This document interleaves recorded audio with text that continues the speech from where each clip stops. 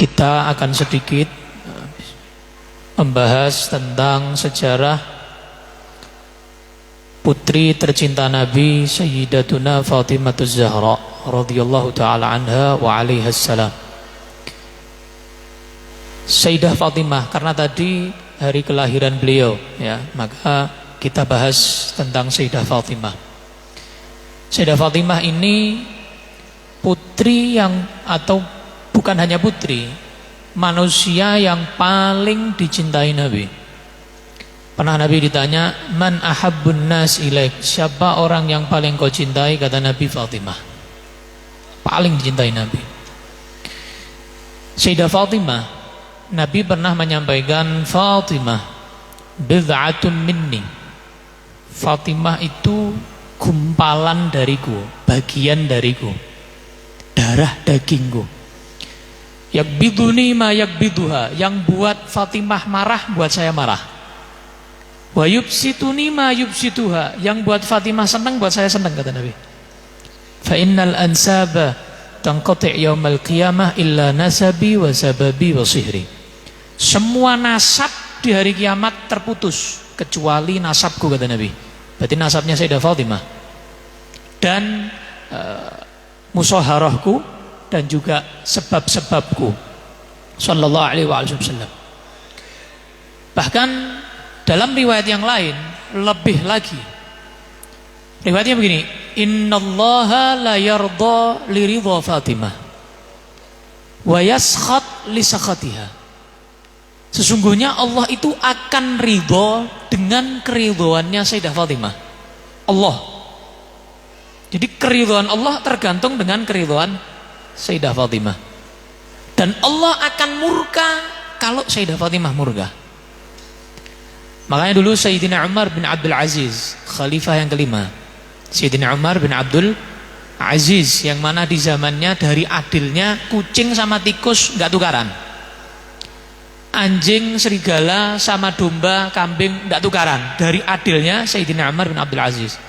Sayyidina Umar ini nggak ada gawenya, paling seneng mengunjungi cucu-cucunya Nabi,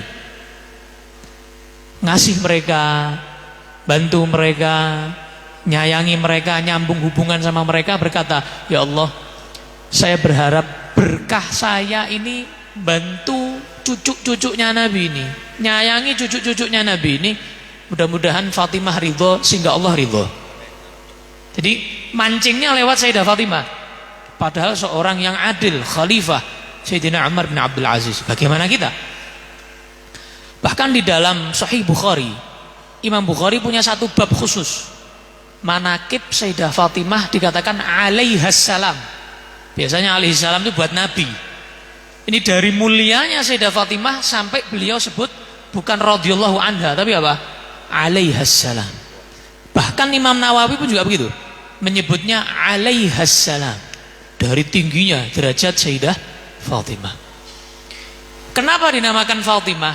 Pernah Nabi ditanya dalam satu riwayat, Nabi jawab, inni samaitu ibnati Fatimah, aku memberi nama anakku Fatimah li'annallaha fatamaha wa muhibbiha 'anil nar. Kenapa saya kasih nama putri saya Fatimah? Karena Allah menyapih, Allah menghindarkan, menjauhkan api neraka dari Fatimah dan pecinta Fatimah. Allahumma amin. Jadi itu makna Fatimah. Sayyidah Fatimah memiliki banyak julukan, belasan julukan. Di antaranya Az-Zahra. Az-Zahra maknanya adalah ibarat bunga bagi Nabi sallallahu alaihi wasallam. Karena Nabi itu setiap saat ketika Nabi Muhammad baru datang dari musafir, dari safar, rumah yang pertama kali dimasuki sebelum rumah istri-istrinya, rumah Siti Fatimah. Dan Nabi kalau mau safar, pergi, itu ke rumah istri-istrinya, rumah yang terakhir sebelum pergi yang dihampiri Nabi, rumah Sayyidah Fatimah. Tiap pagi, tiap malam sebelum Nabi tidur, rumah terakhir yang dikunjungi rumah Sayyidah Fatimah. Tiap pagi rumah pertama yang dikunjungi rumah Sayyidah Fatimah alaihas salam. Sayyidah Fatimah lahir ketika Nabi berumur 35 tahun. Jadi 5 tahun sebelum diangkat menjadi Rasul, 5 tahun sebelum kenabian. Itu Sayyidah Fatimah. Sayyidah Fatimah lahir, Nabi senang, Nabi bahagia, gembira. Gembiranya itu kelihatan daripada anak-anak yang lain. Sangat gembira yang luar biasa. Sayyidah Fatimah ini paling kecil di antara yang lain. Saat masih di Mekah, jadi kita ceritain di Mekah dulu. Saat masih di Mekah, Sayyidah Fatimah itu mulai kecil sudah melihat bagaimana ayahnya berjuang. Dari kecil, paling kecil mana? Melihat bagaimana ibunya Sayyidah Khadijah berjuang sampai wafat. Anak Sayyidah Khadijah wafat, Siti Fatimah masih kecil. Siti Fatimah masih kecil. Dan melihat bagaimana perjuangan Rasulullah Muhammad SAW. Rasul dilempari kotoran, dilempari batu, diusir sana sini, dipukuli sana sini. Pernah satu saat Rasulullah itu lagi sujud, didatangi sama seorang kafir Quraisy namanya Uqbah bin Abi Mu'aid. Orang celaka dia. Uqbah ini datang pakai sandal begitu, karena zaman dulu belum keramikan ya, Masjidil Haram masih tanah gitu, debu, pasir ya. Leher Nabi diinjek sama Uqbah sampai tercekik. Ibaratnya kalau dalam hadis itu mau kehabisan nafas Nabi SAW. Nabi diem dalam keadaan sujud, tidak. Kowe tahu tidak? Ora tahu toh. Nabi pernah tidak. Nabi pernah dalam keadaan sujud sholat diinjek. Siapa yang menolong Nabi? Putrinya Sayyidah Fatimah. Sayyidah Fatimah lari. Jadi dijauhkan, ya kecil, dijauhkan Uqbah dari leher ayahnya sallallahu alaihi wasallam. Sampai Nabi Muhammad selesai sholat, Nabi Muhammad pulang, wajahnya penuh tanah, penuh apa? Pasir tadi itu, karena diinjek tadi itu. Yang bersihkan Sayyidah Fatimah, yang gantikan ibunya Sayyidah Khadijah. Sayyidah Fatimah nangis. Rasulullah bilang begini, "Hei Fatimah, tidak usah nangis." Katanya Nabi, "Jangan nangis. Karena ketahuilah, ajaran yang aku ajarkan akan sampai ma balaghatis syams." Matahari sinarnya sampai mana, ajaranku akan sampai situ. Yo kabeh sak donya, berarti kan begitu ya. Sampai mana sinar matahari, ajaranku akan sampai ke sana. Shallallahu alaihi Nabi Muhammad. Sudah dijanjikan Nabi bilang sama Sayyidah Fatimah alaihassalam. Sampai singkat cerita, Sayyidah Fatimah ditinggal Nabi hijrah ke Madinah. Nabi ketika ke Madinah, Sayyidah Fatimah masih di Mekah sama saudari-saudarinya. Suatu saat ketika sudah aman, Nabi merintahkan sahabatnya Sayyidina Zaid jemput istrinya Saudah, Sayyidah Fatimah dan Ummi Kulthum, putrinya Nabi SAW. Suruh jemput. Dijemput, ada seorang kafir yang namanya Huwairith. Seorang kafir yang bernama Huwairith ini dengar, oh, putri-putrinya Muhammad ini mau pergi ke Madinah. Kesempatan ini buat ngebuli. Mau ngebuli putrinya Nabi, mau nyakitin putrinya Nabi. Naik unta, sama dia kaki untanya itu disleding, mau diapake begitu, sampai untanya jatuh, Ummi Kulthum jatuh, Siti Fatimah jatuh, luka. Sampai dari, kan unta itu besar ya, tinggi unta ini. Saking dahsyatnya jatuhnya, Sayyidah Fatimah luka agak parah. Yang paling parah Ummi Kulthum. Ummi Kulthum itu sampai istihadhah, keluar darah terus, bukan waktunya haid, keluar darah terus dari parahnya jatuhnya saat itu. Sampai di kota Madinah, Nabi melihat putri-putrinya itu dalam keadaan luka. 8 tahun berikutnya Nabi Fathu Makkah, ya kan? Dari Madinah Nabi kan Fathu Makkah, pembebasan kota Makkah. Allah nggak seneng ada yang nyakiti Siti Fatimah. Allah perintahkan Nabi untuk membunuh Huwairith yang pernah menyakiti Siti Fatimah. Allah yang tidak ridho, Allah yang tidak senang, Allah, bukan Nabi balas dendam, tidak. Karena Huwairith pernah nyakiti Fatimah, tidak. Allah yang nyuruh. Karena tadi hadisnya apa? Allah senang, Allah ridho kalau Siti Fatimah ridho. Siti Fatimah nggak senang, Allah nggak senang. Maka Nabi saat Fathu Makkah Nabi kan membebaskan orang-orang kafir semuanya. Dah kalian bebas, idhabu fa antumut tulaqa, kalian bebas. Tidak ada yang disakiti kalian, gak akan ada yang dizalimi kecuali beberapa. Di antaranya Huwairits. Nabi bilang begini, siapa di antara kalian kelihatan Huwairits, bunuh walaupun dia bergelantungan ada di kain Ka'bah sutra. Siapa yang bunuh? Suaminya Sayyidina Ali bin Abi Thalib. Loh, kurang ajar ibaratnya. Istri saya pernah disakiti. Oh ya, Sayyidina Ali yang pertama kali. Jangan sampai ada yang lain yang mendapatkan hatinya Sayyidah Fatimah dari romantisnya Sayyidina Ali. Wah, aku yang pertama. Maju Sayyidina Ali mencari Huwairits, dibunuh oleh Sayyidina Ali bin Abi Thalib karramallahu wajhah. Nah, di Madinah setelah hijrah mereka menikah. Cerita pernikahan Sayyidina Ali dengan Sayyidah Fatimah. Pertama itu Sayyidah Fatimah itu dibuat rebutan. Siapa yang tidak mau nikahi orang paling dicintai Nabi? Sayyidina Abu Bakar nembung, datang, ditolak. Jadi awakmu ono sing nolak, ya wajar. Ya. Karena Sayyidina Abu Bakar pernah ditolak. Sayyidina Abu Bakar ditolak, Sayyidina Umar, coba ngerti aku ditompo. Sayyidina Umar bin Khattab berangkat, mau nembung, mau minta ngelamar Sayyidah Fatimah, ditolak. Nabi sudah tahu, Nabi nunggu Sayyidina Ali yang datang. Karena beberapa sahabat rahasia, Nabi sudah bilang sama sahabat, Allah sudah mengakatkan Ali dan Fatimah di langit, tinggal saya yang ngakatin di dunia. Loh, yang ngakatkan Allah loh. Sayyidina Ali dan Sayyidah Fatimah di langit, Rasul yang ngakatkan di bumi. Nabi nunggu Sayyidina Ali. Wah, sahabat Sayyidina Abu Bakar, Sayyidina Umar, wah awake dhewe ditolak, coba ente Ali berarti.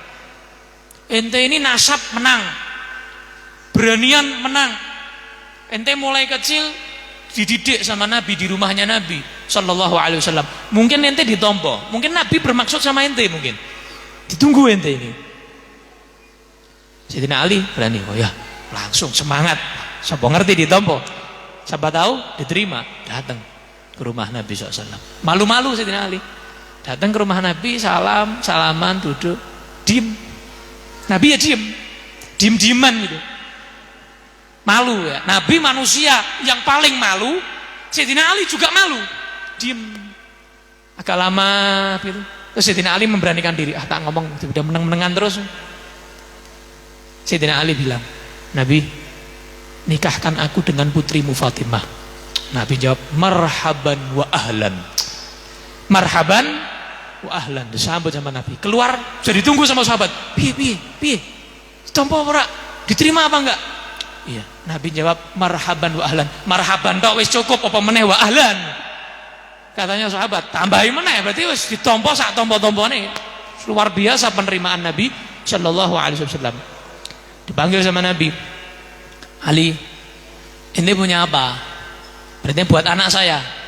Mungkin kalau sekarang, oh saya punya rumah, saya punya mobil, rekening saya ada sekian, lamaran saya misalnya 50 juta, 100 juta, 500 juta. Sayyidina Ali bilang, tapi saya tidak punya apa-apa. Saya ini anaknya Abu Thalib. Abu Thalib ngasih makan aja susah, apalagi buat ngasih lamaran. Saya tidak punya apa-apa Nabi. Saya punya cuma 2. Satu pedang saya. Kata Nabi, jangan, pedang itu kan ente buat jihad. Lente pedangnya buat ngelamar, lente mau perang pakai apa? Terus yang kedua Nabi, saya punya baju besi hadiah dari engkau. Jadi hadiah dari Nabi SAW dibalik nomeneh dari miskinnya Sayyidina Ali. Ya udah, baju besi yang pernah saya kasih itu bawa sini tak jual. Suruh jual sama Nabi. Sayyidina Ali suruh jual. Sayyidina Utsman tidak mau kalah, jangan sampai ada orang lain yang beli. Sayyidina Utsman, Ali, bawa sini. Tak beli 480 dirham. Dibeli, diterima atau baju besinya? Sekarang baju besinya tak hadiahkan ke kamu lagi, karena ini pemberiannya Nabi Shallallahu Alaihi Wasallam. Double. Dibeli, dibalik nomornya. Datang ke Nabi Shallallahu Alaihi Wasallam bawa 480 itu, taruh depannya Nabi. Kemudian Nabi ngambil sepertiganya, ngambil Bilal. Bilal sini. Ini belikan buat apa? Minyak wangi. Sepertiganya buat minyak wangi, sisanya buat beli tanah, rumah. Rumahnya kecil. Rumahnya itu kayak kamar kalau sekarang. Isinya kasur sama tikar. Dari sedikitnya uang lamaran itu, tikernya nggak cukup serumah. Jadi kasur, bantalnya 4, yang 2 dari wol, yang 2 dari itu serabut kurma loh. Bantal saka serabut iki rasane piye? Ya. Kemudian tali buat jemuran, bukan kastok, apa istilahnya? Gantungan baju itu loh. Hanger apa bukan? Tali. Alah tali kayak jemuran itu loh. Buat nyantolkan baju. Sama kirbah itu wadah minum gitu, bukan kulkas, bukan 2 pintu. Alah kayak kending itu loh. Taruh begitu. Terus sama kasur tadi, 4 bantal tadi, sama tikernya nggak cukup buat 1 rumah, nggak sampai pintu. Akhirnya Nabi merintahkan ambil cari pasir yang halus. Etok-etoknya kayak karpet lah ya. Pasir yang apa? Halus kayak pasir pantai kan halus ya kan? Pasir yang halus buat ya ben api-apian lah, buat bagus-bagusan begitu. Akhirnya mereka dinikahkan oleh Nabi sallallahu alaihi wasallam. Didoakan oleh Nabi. Allahumma akhrij, di antara doanya Nabi, minhuma al-katsir at-thayyib. Ya Allah, keluarkan dari kedua anakku ini yang banyak, yang baik, yang berkah. Kata Sayyidina Anas bin Malik, wallahi demi Allah, saya melihat keturunan mereka semuanya baik dan berkah. Sallallahu alaihi wasallam. Terakhir tentang bagaimana rumah tangga Sayyidina Ali dan Sayyidah Fatimah. Rumah tangga yang luar biasa. Pertama kali Nabi mengakadkan mereka saat hari pernikahan, mendekati maghrib. Nabi bilang sama Sayyidah Fatimah, tak tinggal dulu ke masjid sholat maghrib. Nabi ke masjid, padahal ini hari pernikahan, ini ditinggal ke masjid. Setelah ngimami sholat maghrib, Nabi duduk halaqah ilmiah sama para sahabat sampai isya. Setelah isya Nabi baru kembali ke sana. Nabi minta air, ambilkan air begitu. Kemudian setelah diambilkan air, Nabi doakan. Diambil sama Nabi, Fatimah dipanggil. Dadanya diciprati air, punggungnya diciprati air. Air doanya Nabi ini. Sayyidina Ali dipanggil. Dadanya diciprati air, punggungnya diciprati air. Terus didoakan lagi oleh Nabi Muhammad SAW. Besoknya subuh, Nabi setelah sholat subuh mampir lagi ke rumah Sayyidah Fatimah. Enggak mungkin Nabi itu enggak mampir. Mampir lagi, dodogi. Sudah sholat subuh? Sudah, katanya Sayyidina Ali sama Sayyidah Fatimah. Sayyidina Ali ditanya, gimana Fatimah menurut kamu? Ni'mal aun fi ta'atillah. Fatimah ini sebaik-baik penolong untuk taat kepada Allah. Istri yang bisa bantu taat.